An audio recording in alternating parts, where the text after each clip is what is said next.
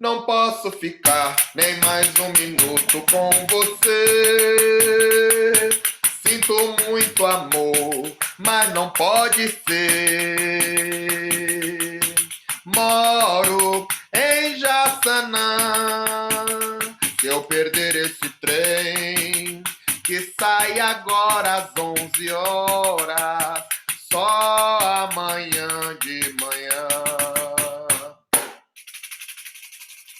Fala galera, beleza? Como é que vocês estão? Sejam bem-vindos a mais um podcast da gente, né? Da Casa de Tapera. E a gente já começou. Da onde saiu essa, velho? Não conheço, tô por fora. É samba de roda isso aí? Você não conhece essa música, não é? Eu sei lá, acho que não. Estou na dúvida aqui, mas é samba de roda? Ué, você sempre traz um monte de música aí da Bahia que ninguém conhece. Hoje eu botei uma música do samba paulista. Você sabia que tem samba aqui em São Paulo também, não é? Você acha que samba é só na Bahia? E tem, é. Me conte aí mais. Fiquei curioso agora. Me conte mais sobre esse samba de São Paulo. Você é doido, menino? Como é que não tem samba? A gente não tem samba de roda. Igual tem aí na Bahia, isso aí não tem porque tem na Bahia só, né? Ele tem hoje, mas é um samba que veio da Bahia pra cá, né? Através dos nossos mais velhos.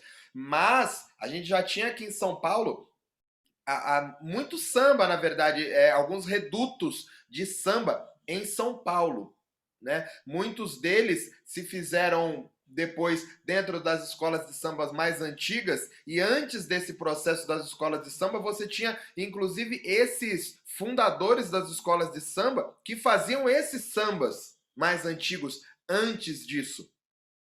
Né? Porque tem uma segunda, terceira geração dos patriarcas dessas escolas de sambas mais antigas, que eles já nasceram ali, dentro da escola, né? Desde pequenininho. Porém, os fundadores, quando fundaram aquilo, eles já faziam samba. Então a gente tem algumas coisas muito interessantes em São Paulo. A gente tinha um samba aqui, Minduim, que chama Tiririca. Chamava, né? Não tem mais, ele acabou. Mas era um samba bem famoso que tinha aqui em São Paulo. E uma coisa péssima que aconteceu é que a gente não tem registro disso. Por algum motivo, alguém que fazia acabou não assumindo, não fazendo, e a gente perdeu a ideia do registro, não tem. Então a gente tem relatos de como era, tem pessoas que dizem, e aí são relatos diferentes, são parecidos, mas o princípio ali é diferente. E aí você não consegue exatamente saber como é, se não for pela boca dessas pessoas, e o problema é que os caras têm a mesma idade e cada um fala uma coisa diferente. Mas a gente tinha o samba da Tiririca aqui em São Paulo, sim, que era bem famoso. E vem cá, velho, me explique aí como é que era já que essa dia você não assistiu, quais são as informações assim mais frescas que você pode falar para a gente, né, as características desse samba que a galera contou para você, que você pesquisou e encontrou, e também há algumas pessoas, né, que se tornaram referência, se tem alguma coisa assim. Então, cara, na verdade, a gente tem algumas pessoas, mas não tem muita gente que esteja vivo, que tenha alcançado a época por conta da idade.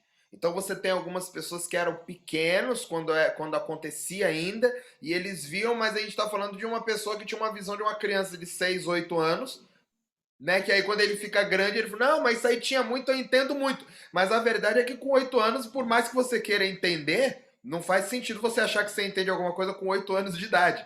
Então você naturalmente enxerga diferente. Então esses relatos acabam tendo alguns controversos bem gritantes, muito talvez por conta disso, né? Uma criança de 10 anos viu aquilo e aquilo virou uma verdade. Mas, pô, uma criança de 10 anos não consegue entender as entrelinhas que tem por trás daquilo que está sendo cantado, aquilo que está sendo tocado, né? Seria impossível. Por mais que seja romanticamente bonito, não dá. Mas a gente tem algumas pessoas, inclusive da capoeira, que tem influências muito grandes da Tiririca. A gente tem um mestre daqui de São Paulo, é o mestre Simplício. Esse cara, ele manja. Diz ele, quando ele era mais novo, ele via também. E eu já fiz algumas aulas com ele. E, claro, é um outro samba, é um outro formato de samba.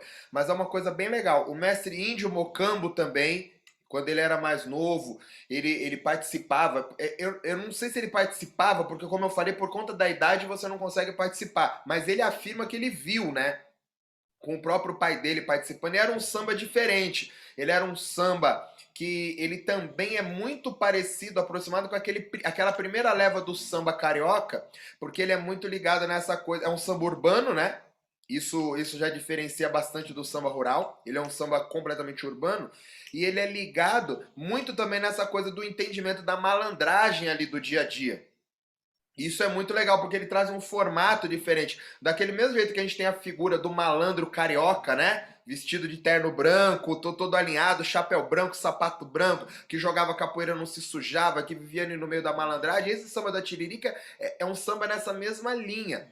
E aí o que acontece, o que os caras faziam em São Paulo? Quando eles iam trabalhar, a gente tinha aqui em São Paulo um largo muito famoso, que era o Largo da Banana, que era onde você tinha como chama quando chega a carga?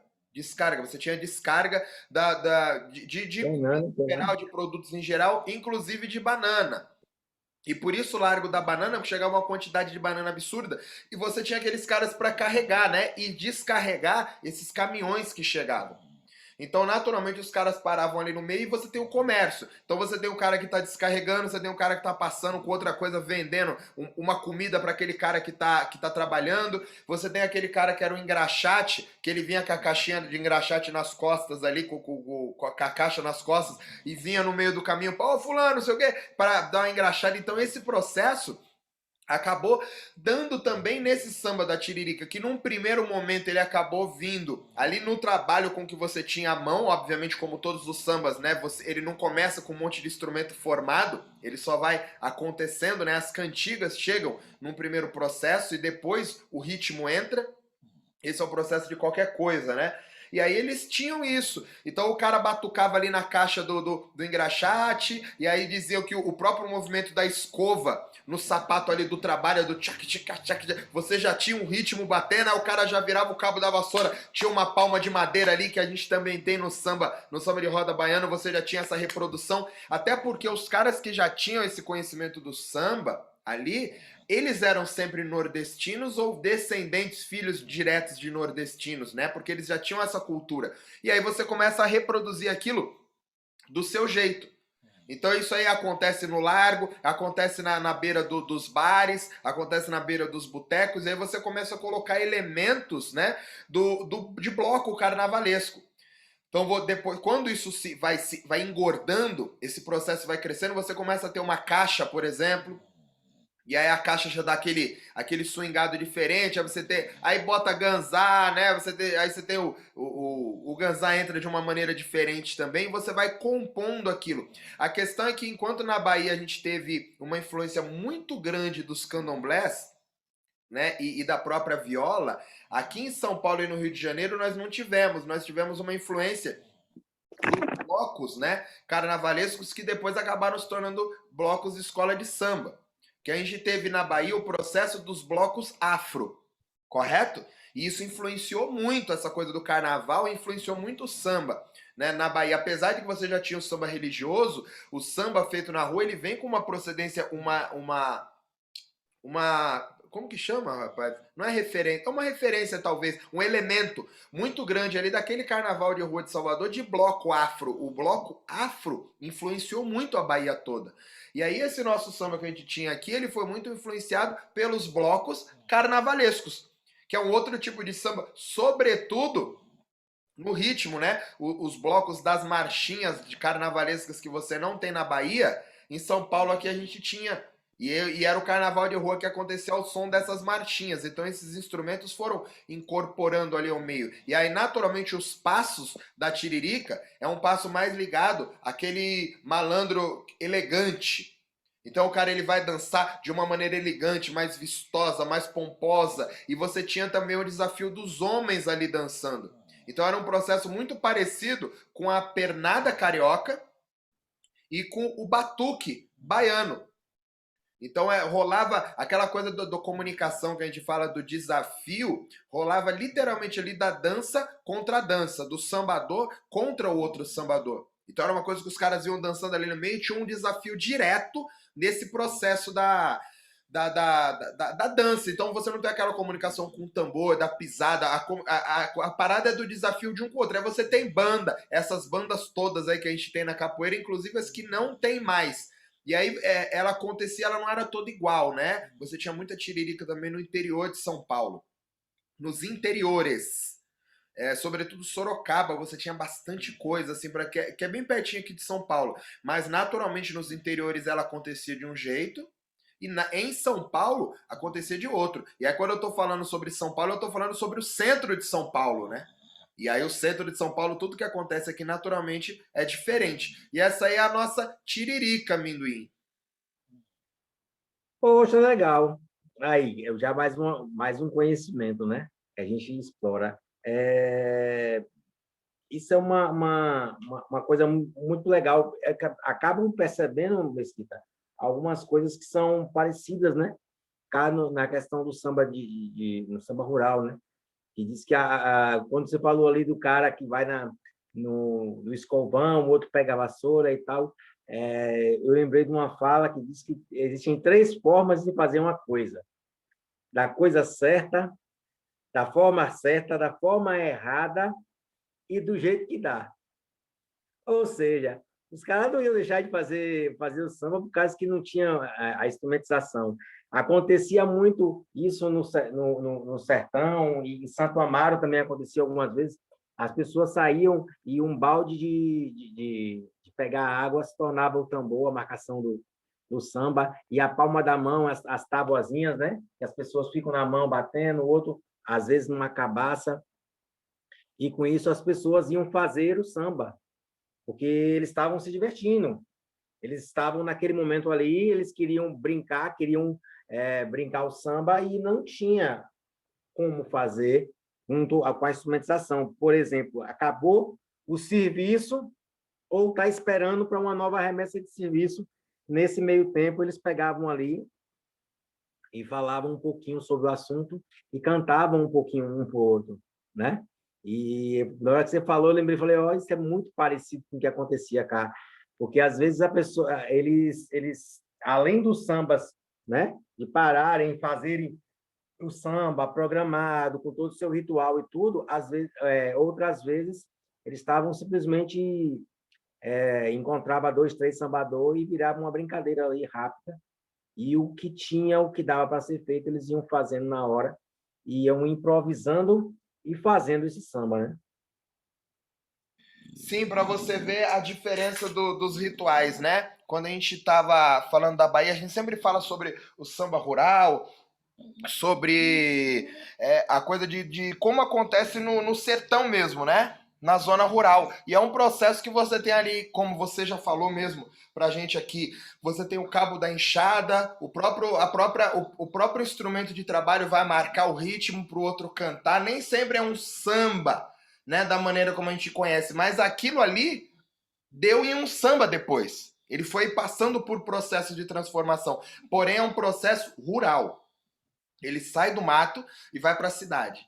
Esse samba que a gente está falando aqui, ele, claro, tem suas raízes no Nordeste, mas a formação como ele foi feito aqui é totalmente na realidade de uma cidade grande. Então as coisas cantadas são completamente outras, né? Você não vai ter uma bata sendo cantada porque você não tem bata para cá. Então você vai cantar sobre outras situações que não faz sentido você cantar, por exemplo, na zona rural. Essa música que eu cantei, ela não é de Tiririca, tá? É um samba paulista mesmo, e que é da galera do samba, mas ele relata falando sobre a cidade de São Paulo, né? Então ele conta uma história, ele fala: não posso ficar nem mais um minuto com você, sinto muito amor, mas não pode ser. Aí ele fala: moro em Jaçanã. Jaçanã é um bairro que tem aqui na Zona Norte. Aí disse: se eu perder esse trem, que sai agora às 11 horas, só amanhã de manhã. Então ele tá contando: eu não posso ficar com você, porque se eu perder esse trem, é só amanhã de manhã. E ele precisa ir embora porque ele mora no Jaçanã. Jaçanã, inclusive, tem um contramestre do nosso grupo que dá aula lá no Jaçanã. É o contramestre Jefferson. Ele fica assistindo a gente, viu, Minduim? Ele fica ouvindo a gente também. Dá um tchau pro Jefferson aí, Minduim. Oi, tchau, Jé. Então, ele é Fala, lá de doutor. Jaçanã. E é o que acontece. Aí depois ele fala, e além disso, mulher, tem outra coisa, minha mãe não dorme enquanto eu não chegar. Sou filho único, tenho minha casa para morar, mas não posso ficar. Então ele fala para a mulher, além disso tem outra coisa, a minha mãe, ela não dorme se eu não chegar. Porque eu sou filho único e eu tenho minha casa para morar. Então você vê que é um relato completamente diferente. O cara tem que ir embora, ele tá na boemia, na noite, curtindo salão de dança, né, um bar, algum samba, e ele precisa ir embora. Porque senão ele perde o trem. Você não vai ter um relato desse no samba rural jamais. O samba rural é de uma outra maneira, né? Filho único no samba rural, na roça, é ruim se achar. Você não vai achar nunca, rapaz. Pois é, já começa daí. Então você vai vendo que essas pequenas diferenças. Eu nem tinha pensado na coisa do filho único, mas você vê que porque em São Paulo é comum, né? Aqui em São Paulo é mais normal você ser filho único do que você ter um monte de irmão. E aí no rural é completamente oposto. Naturalmente, isso daí já traz um dia a dia completamente diferente, né? É, a televisão aqui era difícil de chegar, a internet chegou esse dia, meu filho, é muito menino. Acho que só tinha filho único enquanto era só o tempo de conseguir fazer o segundo, porque filho único é mais difícil, é bem raro. Sim. Mas isso é bem interessante. E isso vai fazendo um desenho, né, da situação. Isso é uma prova que o samba ele relata o seu meio. Ele tem a questão da festa, ele tem a questão do ritmo, da diversão, mas ele não perde o caminho dele. Ele sempre continua relatando a história de onde o sambador está, de onde esse samba foi criado. Tudo segue a mesma linha, né? A linha da comunicação através da música. Ó, para você ver como é legal isso daí. Uma característica do samba na Bahia, eu digo na Bahia, assim, mas mais no rural mesmo. Ele normalmente acontece, né? Normalmente, em lugares abertos. Mesmo quando é fechado, é sempre num campo aberto, é num puxadinho de telhado ali, mas normalmente é num campo aberto, né? Porque é assim. E aí o que acontece em São Paulo, não. Esses sambas, eles vão entrando assim, como eu falei ali nesse primeiro momento de criação ali no Lago da Banana, mas é sempre ligado a um barzinho onde os caras podem tomar alguma coisa, um boteco. E esse processo foi crescendo e isso foi entrando mesmo para dentro dos bares, né? E aí você tem um samba em São Paulo totalmente atrelado a essa coisa dos bares, botecos, restaurantes. Esse processo foi acontecendo e aí você começa a ter talvez, digamos assim, uma sensibilidade de instrumentos que você não tem na Bahia. Por exemplo, tanto o Rio de Janeiro quanto São Paulo, os caras, claro, depois eles mudaram, mas isso acontecia mesmo, os caras tocavam com caixinha de fósforo. Os caras pegavam a caixinha e batiam, porque naquele momento fechado em volta de uma mesa, você consegue ouvir aquilo, aquilo consegue marcar o ritmo, que num campo aberto não daria para ouvir, não faria o menor sentido. E aí você tem depois um ganzá, aí você tem um reco-reco que entra de uma outra maneira e você passa a ter alguns instrumentos mais sensíveis, digamos assim, que eles só fazem sentido dentro de um lugar fechado. E aí esse processo acaba sendo de outra maneira. E as músicas que eu vou cantando, elas passam a retratar o dia a dia do cara na cidade. A gente tem um compositor muito legal aqui, obviamente você conhece ele porque ele é famoso no mundo inteiro, que é o Adoniran Barbosa. O Adoniran Barbosa é um cantor, compositor muito bom e ele canta samba paulista. Né? Ele é dessas gerações que veio evoluindo aí através desse samba e chegou, inclusive, nele. E aí essa música, inclusive, que eu cantei do Jassana é dele. E aí, se eu não me engano, né? E aí ele tem outras músicas que ele gravou, inclusive, com Elis Regina. São músicas que ficaram muito famosas, né? E ele era muito engraçado, mas é o jeito de fazer. Você vê que as músicas dele têm sempre a mesma linha, né? O Ernesto nos convidou para um samba, ele mora no Brás. Nós fomos, mas não encontremos ninguém. E nós voltemos com uma baita de uma raiva. Da outra vez, nós não vai mais. E aí ele vem narrando isso. Ele nos convidou para um samba e ele mora lá no Brás. Aí nós fomos, mas não encontramos ninguém. E aí nós voltemos com a baita de uma raiva. Mas da outra vez, nós não vai mais. Então você vê que é um outro processo que acontece que você não teria no rural, e aí ele vai narrando aquilo, né? No outro dia encontremos com o Ernesto que pediu desculpa, mas nós não aceitemos. Aí eles dizem, isso não se faz, Ernesto, nós não se importa, mas da outra vez, bota um recado na porta. Então é um outro, cara, é engraçado demais, e você vê que aquilo vai criando um outro ritmo, e ele tem várias músicas que são exatamente na mesma levada, porque era uma característica do samba paulista, né? De tanto levar frechada do teu olhar, meu peito até parece, sabe o quê? Tauba, de tiro ao Álvaro, não tem mais onde furar. Você vê que é a mesma ideia, né? A mesma levada de samba. Então é uma característica que é totalmente paulista. E aí a gente não é do meio, a gente não sabe, né? Mas a galera que estuda esse samba, samba carioca, o samba paulista, eles sabem as diferenças todas de batida, de porrada, de levada de pandeiro, de instrumentos, porque é diferente, inclusive das épocas, e é muito marcante isso. E tem uma galera que é muito especializada nisso, que só canta esses sambas antigos aí paulistas. E quem tem uma banda, né, um grupo de samba que é muito boa, é o Minhoca. E muita gente não sabe disso. O pessoal acha que o Minhoca ele só canta samba de roda. Mas na verdade não é. O Minhoca ele tem um grupo que é muito bom e é muito famoso na noite em São Paulo, porque é um samba feito para ser cantado na noite mesmo, né? E é um samba muito famoso e esses caras são bons demais. E aí você tem tudo, você tem violão, você tem viola, você tem pandeiro, você tem ganzá, você tem reco-reco. É uma coisa bem tradicional paulista, muda tudo. Tem tamborim.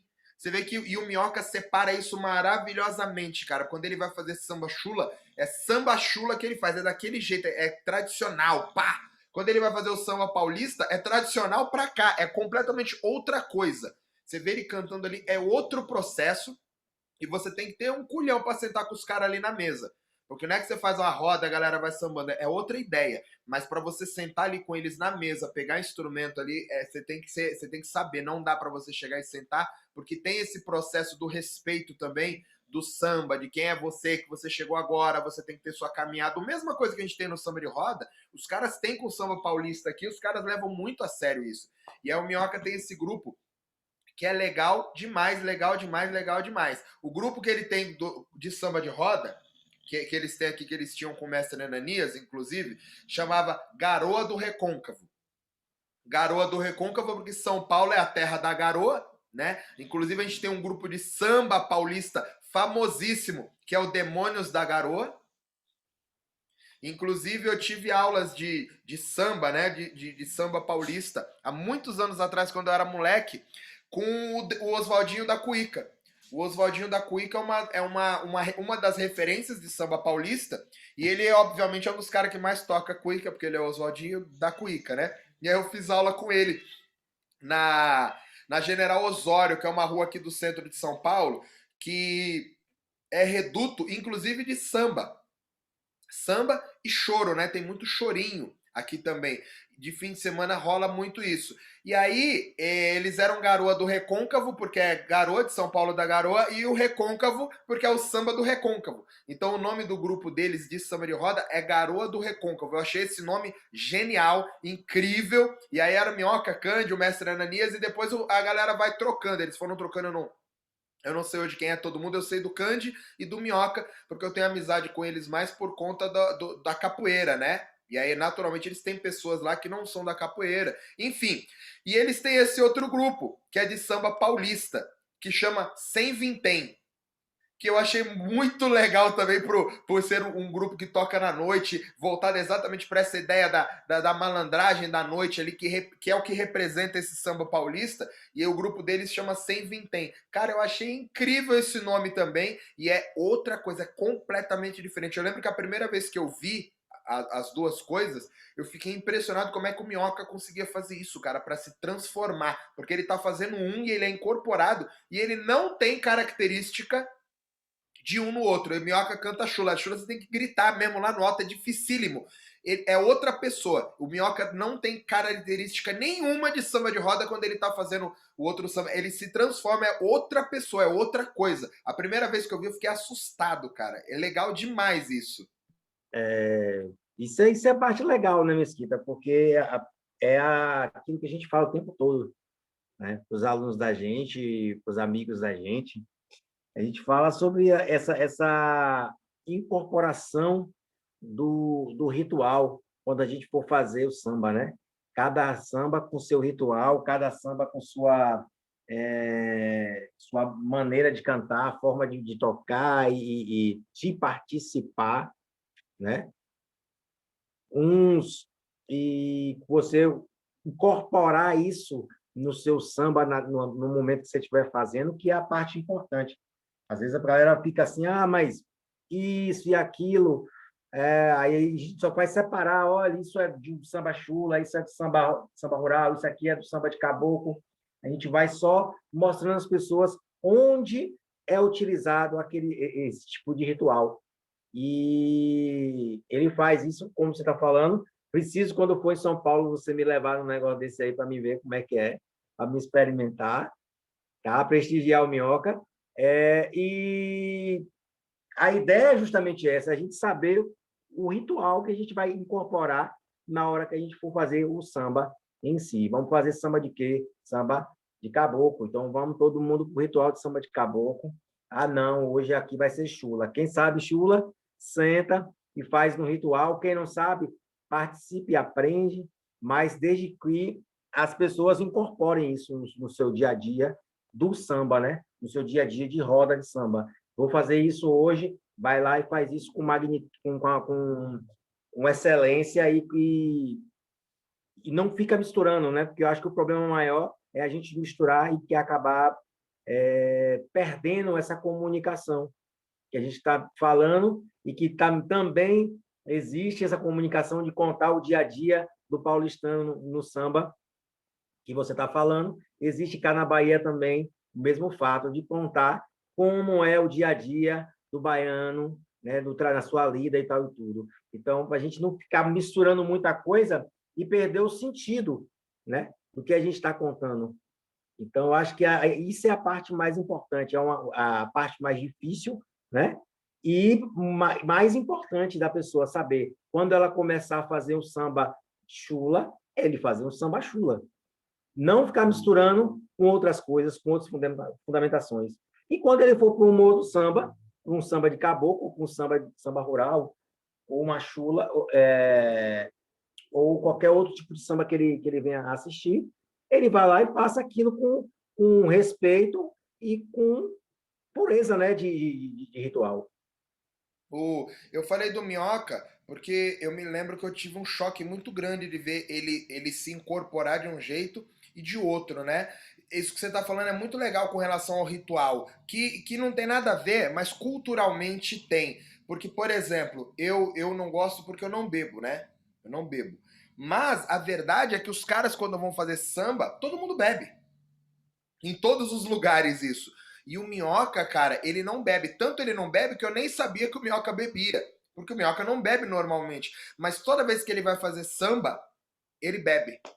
E aí é muito legal pra você ver que ele tá literalmente entrando ali dentro da cultura. Que eu não concordo. Na verdade, não é nem sobre concordar ou não. Tô falando que eu não participo desse processo porque eu não bebo. Mas ele é um cara que quando a gente tem a festa da capoeira, por exemplo, você não vê o Minhoca beber. Então, não tô falando que eu fiquei anos com ele lá, eu não sabia que ele bebia. E aí depois, quando eu comecei a prestar atenção no samba mesmo, ele fazendo, eu vi ele bebendo uma cachaça ali no meio, porque é um processo que é ligado ao samba mesmo. Então você vê que os caras, eles estão completamente dentro disso, é muito legal. Eu falei do Minhoca que ele tem um grupo, mas outro cara que tocou muito tempo na noite também, samba paulista, e aí como era percussionista e ele fazia show, né, tocava tudo, tocou samba carioca também à noite, samba de terreiro, samba raiz, né, foi o Varão. O Varão, ele não tem um grupo, né? Mas ele tocou muitos anos e acompanhou muita gente famosa na percussão tocando. E o Varão também é um cara diferenciado e ele entende muito também sobre essa coisa do samba paulista, porque ele viveu isso na noite, né? Tocando. Então ele poderia falar isso muito melhor do que eu, porque eu tô falando do que eu sei, do que eu li, de pouca coisa do que eu vi, mas eu não saio de noite. né? Eu não vou pra balada, eu não vou pra barzinho, eu não vou pra nada. Então a minha experiência dentro disso é zero comparado com os caras, né? É isso. Ah, essa questão das diferenças, né? Diferenças, não sei se seria diferenças, mas assim, no grosso modo, a diferença, né, acontece em vários lugares, de formas diferentes, e a gente sempre retrata, é como se fosse fazer uma volta, né? A gente está falando de um assunto aqui, e aí cada um tem um direcionamento do assunto, mas no final todo mundo chega no mesmo assunto, né? Como a galera costuma falar, sempre a gente chega no samba, né? Quando a gente permite, a gente sempre chega no samba. Essa maravilha, né? Que é essa cultura que nós temos e que tem muita coisa para estudar, muito tema para estudar, e não dá, né, para a gente fazer tudo isso sem saber como é que as coisas acontecem. Por exemplo, hoje eu aprendi um bocado de coisas sobre o samba de São Paulo que eu não sabia, né?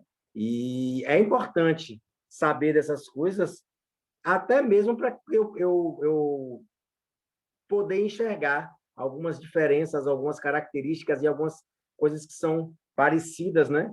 Com o que eu assisto, com o que eu vivo aí, com o que eu estudo, corro atrás para aprender.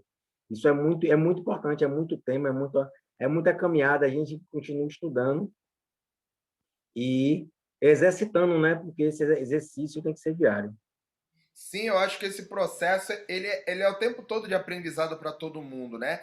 E você vê, a gente teve essa formação do samba, Paulista ele foi como ele ficou, é isso. E aí nós tivemos alguns expoentes de samba vindo da Bahia para cá, já com um entendimento, uma vivência dentro do candomblé e naturalmente com o samba de roda baiano.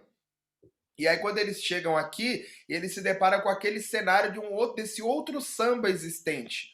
Então isso também eles trouxeram influências e também receberam influências, né? Você vê com a prova disso mesmo é o próprio Mestre Ananias, né? O Mestre Ananias ele gostava muito do samba de caboclo, ele era totalmente ligado ao candomblé, mas você vê que ele tem aquela figura do marinheiro vindo todo de branco, aquela coisa mais antiga, porém quando ele sapateava ali no meio, ele tinha algumas coisas de caboclo ali no meio quando ele brincava, porém ele tinha muito mais a coisa do passo desse samba paulista, que tem também um traço do samba carioca. Então ele tinha muito isso dentro do passo dele, do dar o sapateado ali meu, aquele passo sapateado elegante, digamos assim, que é o contrário do samba da Bahia, né? O samba da Bahia é de uma maneira mais festiva, digamos assim. Né? Enquanto que em São Paulo você tem essa coisa do passo, porque era muito ligado à habilidade, né? Porque você tinha a coisa de um sambar na dança contra o outro. Então o mestre Ananias também recebeu essa influência em algum momento, porque quando ele chegou aqui, ele chegou nessa coisa da cultura paulista fervendo com influências baianas, e ele era o próprio baiano vindo cheio de cultura, cheio de referência. Então o São Paulo, claro, recebeu ele de braços abertos, e ele foi um cara que sempre ficou na capoeira e no samba, né? E naturalmente no samba de roda também. Então, não só ele, mas nós tivemos outras pessoas também ligadas ao candomblé. Que nem você vê que legal, todo mundo fala, né? Ah, mulher não toca, mulher não toca, mulher não toca. E o mestre Ananias era machista, e todo mundo fala um monte de coisa. Mas eu cansei de ver. A gente tem uma mulher aqui em São Paulo, ela é mãe de santo, que é a Dofona. Eu não sei qual a linhagem de candomblé dela, mas eu cresci vendo essa mulher tocar tambor. E a mulher tocava tabaco demais, cara, demais. Ela cantava, tocava e cantava. E ela sambava também, mas a parada dela era tocar. E ela tocava do lado do mestre Ananias. E aí todo mundo fala esse monte de... A questão é que a mulher tocava muito mesmo. Mesmo. Foi a única mulher que eu vi tocar tambor do lado do mestre. Com o mestre tocando e ela tocando. Ela vinha algumas vezes na República quando eu era moleque, quando o mestre Moa ainda vinha pra cá com a Foché que terminava ali na praça. Ela vinha junto também, ela participava desse processo. Era ela, mestre Ananias, o Aroeira, que era um outro mestre de capoeira também daqui da Praça da República, cantador e tocador excelente também. Então a gente tinha esses processos. E cara, ela toca. Eu cresci vendo essa mulher tocar, era uma coisa impressionante ela tocando samba de roda, mas tocava demais, demais, demais, demais. E cantava. E ela cantava junto com o mestre Ananias. Não tinha essa coisa, não, o mestre tá cantando, não. Era um puta respeito porque o mestre reconhecia nela a figura de uma pessoa que sabe, sendo homem ou sendo mulher. Isso fortalece aquela fala que a gente tem, né? Que a mulher pode tocar e a mulher deve tocar. Mas a mulher também deve, pode e deve aprender a tocar antes de tocar. E aí não rola essa parada de preconceito, de machismo, se você souber. Não tô falando por todo mundo, né? Eu tô falando por nós, aqui da Casa de Tapera, e de algumas pessoas que fazem parte do nosso ciclo de amigos, não rola muito. Porque a mulher tem que saber. E essa mulher, Minduim, ela toca muito, canta muito. Eu já vi ela cantar cada samba que eu nunca mais ouvi ninguém cantar. Que eu só ouvi ela cantar, obviamente não deu para aprender, e depois disso eu nunca mais vi ninguém cantar. Então, e ela também trazia essas influências desse samba de São Paulo. Então tem bastante gente para cá, vindo da Bahia para cá, que trouxe influências e de alguma maneira, obviamente, também recebeu influências. Você vê como esse processo é uma via de mão dupla, né? É o famoso troca-folha, né? Trouxe folha e levou folha, ou seja, trocou folha aqui, trocou experiência, trocou assunto, e com isso só teve a crescer, né? Essa cultura, essa questão aí. Eu ia perguntar a você, justamente, você acabou me respondendo, como era que não é que se comportava, como é que ele vivenciava essas questões, justamente o mestre Ananias. E você acabou me respondendo, né? Desculpa, antecipadamente, sobre como é que ele vivenciava isso, como é que ele, né, participava disso tudo, com, né, aquela característica, né, aquela personalidade forte dele, o jeito de querer tudo muito perfeito, muito bem feito, e você acabou me respondendo já antecipadamente. Essa questão da mulher tocar e cantar, né, dessa mulher, é bom, isso é fantástico, isso deveria até ser mais, não é explorado, mas divulgado, né? Falar mais sobre essa mulher para que a gente pudesse, que as mulheres pudessem ter uma referência, falar, ó, vocês acham isso, isso, e quem acha que não consegue, ó, ali, ó, tem sim, teve referência, e numa época que a coisa era muito mais difícil do que é hoje, então é só estudar mesmo, tentar mesmo, estudar tambor, estudar o samba, aprender como é que faz direitinho, e meter para frente e começar a fazer. Sim, você vê que esse processo do samba paulista aqui, ele tem uma força, cara, que é muito grande, porque tem uma hierarquia também muito forte, que é uma coisa antiga, né? Ele não é antigo igual o samba de roda, né, na Bahia, mas ele tá aqui desde a formação da cidade de São Paulo, se entendendo enquanto cidade. Né? Isso é muito legal. Então, do mesmo jeito que a gente tem a velha guarda no Rio de Janeiro, você tem a velha guarda da Portela, né? A velha guarda da Mangueira, e você tem todos esses caras mais antigos, né? Que aí você tem Monarca, você tem Nelson Sargento, os Nelson Sargento, você tem outras figuras, né? Que são dessa velha guarda. A própria a Juvelina Pérola Negra, falando em mulher, né? A gente tem a própria Juvelina. Você tem a. Qual é o nome daquela que. Nossa, rapaz, eu me esqueço. Esse é o problema de não saber os sambas. Que tem um monte de samba gravado, que ela é bem da antiga também. Ela tem uma porrada de samba que é gravado também. Nossa, eu não me lembro agora. Enfim, daqui a pouco eu lembro. Mas você tem essa coisa da hierarquia dentro ali daquele samba. Em São Paulo a gente também tem. E essa velha guarda dessa galera daqui é uma galera que foram os caras que vivenciaram esse outro processo de samba lá atrás. Igual, eu não cheguei a conhecer, mas você tinha o Nenê, o seu Nenê, da Vila Matilde. Nenê da Vila Matilde foi um dos fundadores da escola de samba Nenê de Vila Matilde, que leva o nome dele, né? É o Nenê de Vila Matilde. Esse cara, ele viu a Tiririca de perto, ele viu a Tiririca acontecendo. Então ele tem alguns documentários, inclusive, dele falando sobre. E aí, infelizmente, ele faleceu, e aí os nossos velhos estão partindo e levando, né, esse conhecimento fora. Mas você vê que legal, essa coisa da velha guarda, que é uma coisa muito diferente. O Carlos, eu não sei se você sabe quem é o Carlos. Carlos é o professor Carlos Quilombola.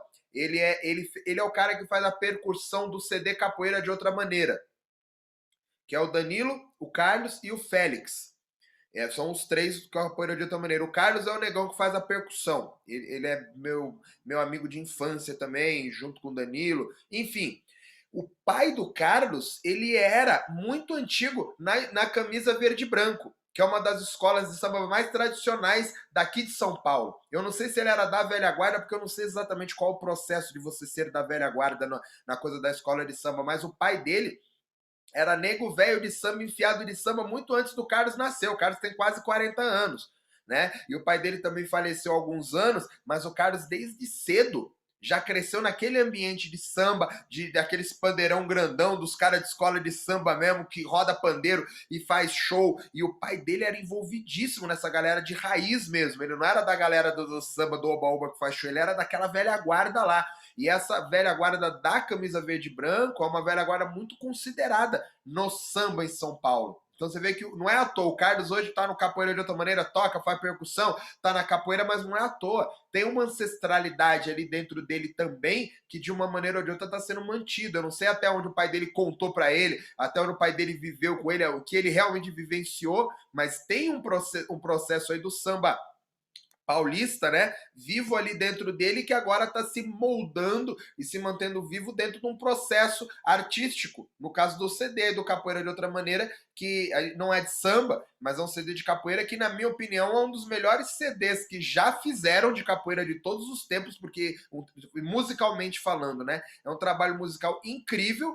E se não é de todos os tempos, ele é com certeza o melhor trabalho dos últimos tempos, musicalmente falando. É um CD incrível. E aí você vê, o processo dele tá lá. Você tem um pedacinho ali do samba paulista ali dentro desse processo. E nós temos muitas outras pessoas que são esses caras antigos das escolas de samba. São os caras que vivenciaram isso antes. E aí eu não sei te precisar o nome, porque eu não sou do meio, né? Não conheço, não tenho como te falar.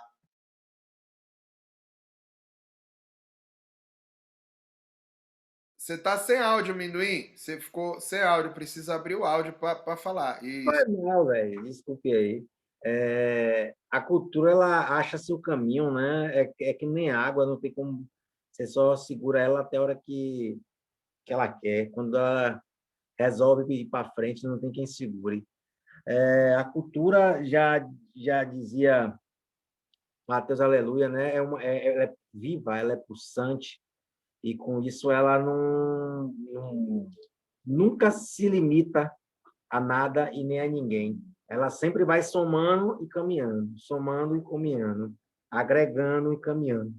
E graças a Deus por isso, porque a gente acaba tendo cada vez mais uma cultura rica, uma cultura sempre que nos permite aprender, né? Nunca faz com que a gente estacione. Isso é uma das coisas que eu acho fantástica na cultura do nosso povo, né? A cultura negra, é isso, ela não encontra empecilhos para as coisas, ela sempre arruma um jeito de seguir, e quando as pessoas tentam abafar, tentam modificar, uma hora ou outra ela vai lá e fala: eu sou assim, porque ela não depende da pessoa para viver, ela não depende dessa pessoa para existir. E sempre vai ter várias outras pessoas que sabem sobre o assunto e que vão aprendendo, continuando, andando e aprendendo até chegar o momento certo, né, da cultura se utilizar dessa pessoa para que ela se mantenha viva. Isso é fantástico, graças a Deus, essa cultura é nossa. É isso. Minduim, acho que deu. Eu não posso mais falar do samba de São Paulo porque eu não sei mais nada. Eu falei tudo que eu sabia já. Acabou as coisas que eu sei. Pronto, mas eu acho que ficou legal, acho que ficou bem entendido. A galera conseguiu aprender direitinho. Eu, pelo menos, entendi bastante coisa, né? Saio daqui hoje mais rico do que entrei. E espero que todo mundo também tenha gostado, galera. Foi um prazer ter vocês aqui. nesse mais um momento, né, de sabedoria, que a gente, de estudo, bate-papo e construção de saber sobre cultura. Ó, falando em a música cantar a realidade, eu vou cantar mais uma música aqui pra gente encerrar, que é também do próprio Adoniran Barbosa. Aí conta a realidade de São Paulo, vai um pedacinho. Viu, Minduim? Se o senhor não tá lembrado, dá licença de contar. Ali onde agora está, esse edifício harto, era uma casa velha, um palacete assobradado. Foi ali, seu moço, que eu, Mato Grosso e o Joca construímos nossa maloca. Tá vendo? Ali onde agora está aquele edifício harto, era uma casa velha e um palacete assobradado. E foi ali, Minduim, que eu, Mato Grosso e o Joca construímos a nossa maloca. E aí ele vai contando a história. Essa é uma música muito. Você vê que legal, essa música é uma música bem triste. E aí a gente faz um samba, né? Canta o samba. E aí a Elis Regina gravou essa música na década de 70, se eu não me engano, sei lá. Gravou a música e o Adoniran Barbosa viu a música e falou: rapaz, a versão original da música não é a que eu fiz, não, é a que a Elis Regina cantou. Porque a gente sempre canta essa música feliz no ritmo de samba, mas é uma história muito triste. E ela não cantou no samba, ela fez uma música triste mesmo, que é uma história de os caras ficam sem casa. Os caras não tinham casa, aí vai morar numa casa, aí chega o dono da casa, derruba tudo, manda os caras pro olho da rua, e os caras vão morar debaixo da ponte. E aí ela canta essa música com uma emoção, cara, tão grande que você fica triste de verdade. E ele fala que ela que era a original da música, porque depois dela não tinha mais como cantar essa música dentro de um samba. Mas eu acho que é isso. Certo? Valeu, galera. Muito obrigado. Obrigado, Minduim. Por hoje é isso. Valeu, Beleza? galera. Valeu, fui!